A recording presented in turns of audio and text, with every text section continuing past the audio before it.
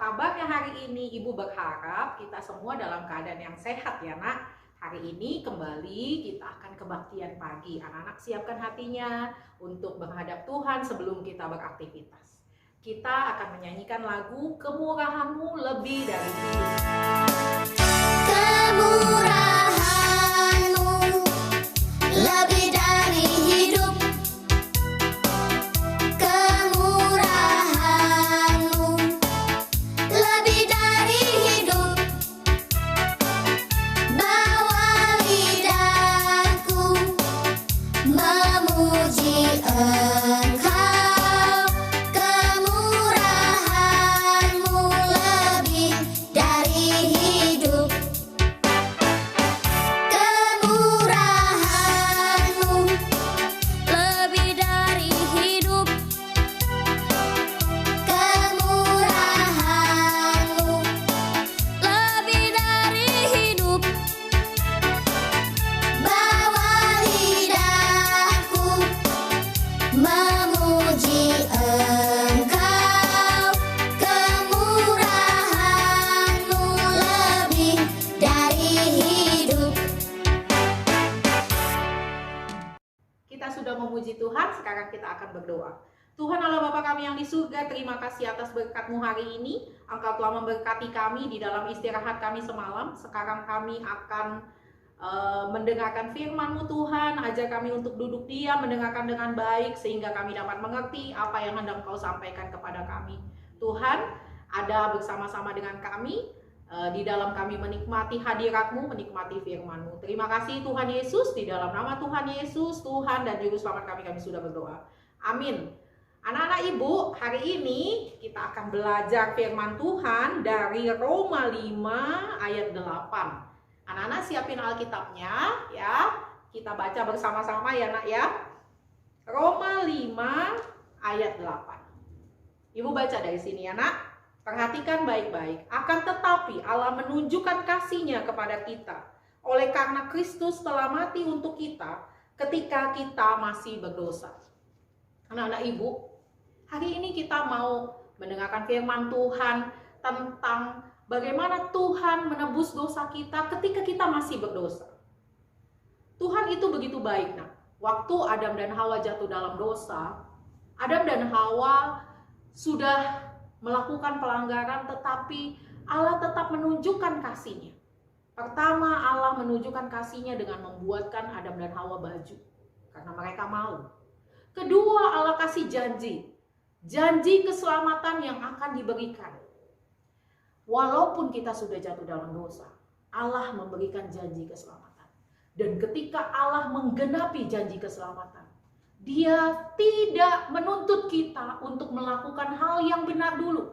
Dia tidak menuntut kita untuk bertobat dulu, tetapi Dia lakukan dulu penebusan ketika kita masih berdosa. Ketika kita masih jadi musuh Dia, belum ada pendamaian dengan Allah. Kapan itu pendamaian terjadi nak? Ketika Yesus disalib. Yesus disalib, Yesus mati, kemudian terjadilah pendamaian antara orang berdosa dengan Allah. Bukan manusia berdamai dulu dengan Allah baru Yesus mati buat kita. Justru kematian Yesus adalah pendamaian buat kita dengan Allah. Kita manusia berdosa. Itu sangat takjub nak seharusnya kita melihatnya. Kita tahu bahwa Allah sangat mengasihi kita. Dengan kasih-Nya yang luar biasa. Dengan kasih-Nya yang begitu mempesona kita ya nak ya. Karena Dia mau mati buat kita. Banyak orang yang tidak mau mati buat temannya. Bahkan semua mungkin kita. Nggak ada orang yang mau mati buat orang lain begitu ya nak. Ketika ditanya, kamu mengasihi aku? Iya, aku mengasihi kamu. Kamu mau mati buat aku? Mikir, apakah kita mau mati buat orang yang bertanya itu? Belum tentu nak. Bahkan seorang anak belum tentu mau mati buat mama papanya. Ya nak ya. Tetapi Allah mau memberikan anaknya yang tunggal, satu-satunya, buat mati untuk manusia berdosa. Begitu besar kasih Allah. Ya, kalau kata Yohanes 3 ayat 16, nah, begitu besar kasih Allah akan dunia ini, maka diberikannya anaknya yang tunggal, supaya kita yang percaya tidak binasa, melainkan beroleh hidup yang kekal. Ketika kita mau percaya, ketika kita mau percaya bahwa Yesus adalah Tuhan dan Juru Selamat kita, maka kita akan memperoleh keselamatan. Berita baiknya adalah waktu kita belum bertobat, waktu kita masih musuhnya Allah, masih seterunya Allah, tetapi Allah sudah memberikan janji keselamatan. Bahkan bukan hanya janji, Allah pun menggenapi janjinya dengan mengirimkan Yesus, anaknya yang tunggal, untuk mati buat dosa-dosa kita. Makanya kemurahan Allah buat kita sangat besar. Anak-anak ibu yang ibu kasihi, yang Tuhan Yesus kasihi, mari kita balas kasih Tuhan yang sudah mau mati buat kita, yang sudah mau mendamaikan kita manusia berdosa dengan Allah. Kita juga mau mengasihi Allah, kita mau melakukan perintah-perintah Allah. Hari lepas hari kita lakukan itu karena Allah sudah menunjukkan kasih-Nya terlebih dahulu. Dia sudah menunjukkan kasih-Nya terlebih dahulu buat kita. Maka kita harus membalas kasih Allah. Kita harus mengasihi Allah juga. Kita harus mengasihinya. Bagaimana caranya? Caranya adalah mentaati firman-Nya. Apa sih isi firman? Banyak, nah. Apa sih yang perlu kita lakukan? Yang perlu kita lakukan adalah mentaati firman Tuhan. Firman Tuhan itu apa isinya? Hanya ada dua sebenarnya prinsip yang paling mendasar di dalam Alkitab, yaitu kasihilah Tuhan Allahmu dan kasihilah sesamamu manusia. Kita bisa mengasihi Tuhan, kita bisa mengasihi sesama manusia. Kita menunjukkan rasa taat kita setelah Allah menunjukkan kasih-Nya kepada kita. Amin. Kita berdoa.